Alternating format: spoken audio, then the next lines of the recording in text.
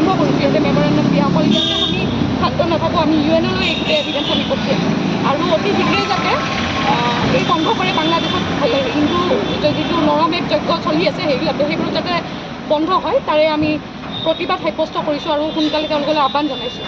আৰু আমি ইণ্ডিয়ান গভৰ্ণমেণ্টকো এটা ৰিকুৱেষ্ট কৰিম যাতে তেওঁলোকে এটা ষ্টেপ লয় ইয়াৰ অতি বলিষ্ঠ ষ্টেপ লয় যাতে বাংলাদেশত দ্বিতীয়বাৰ হিন্দুৰ ওপৰত অত্যাচাৰ কৰিবলৈকে তেওঁলোকে ভাবিবলগীয়া হয়, 100 বাৰ ভাবিবলগীয়া হয়। কাৰণ হিন্দুস্তান ইণ্ডিয়া বাংলাদেশৰ বাপেক হয় আৰু এই হিন্দুস্তানে কিন্তু আমাৰ সেই বাংলাদেশক এদিন স্বাধীন কৰাইছিলে, গতিকে তেওঁলোকে এই কথাটো যাতে পাহৰি নাযায়।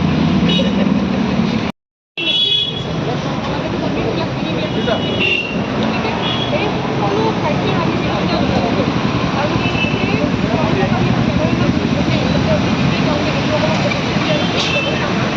আৰু আমাৰ হাতত এভিডেঞ্চ আছে ইয়াতে আমাৰ হাতত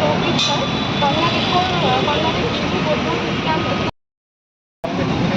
ধৰ্মীয় সংখ্যালঘু হিন্দু হওক বা খ্ৰীষ্টান হওক তেওঁলোকে যদি ভাৰতলৈ আহিব বিচাৰে সেইটো আপোনালোকে কি ক'ব?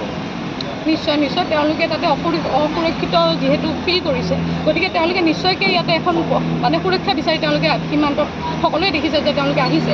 কিন্তু এতিয়া ভাৰত চৰকাৰে যিটো ডিচিশ্যন ল'ব আমি সন্মতি জনাম, কাৰণ যিহেতু আমাৰ হিন্দুখিনিক সুৰক্ষা দিয়াৰ কথা আছে, গতিকে আমি জাতি ভাষা জাতি এইবিলাক আমি চিন্তা বাদ দি প্ৰথমতে হিন্দুখিনি প্ৰটেকশ্যনৰ কথাহে ভাবিম আৰু নিশ্চয় আমি ভাৰত চৰকাৰে যিটো সিদ্ধান্ত লয় তাতে আমি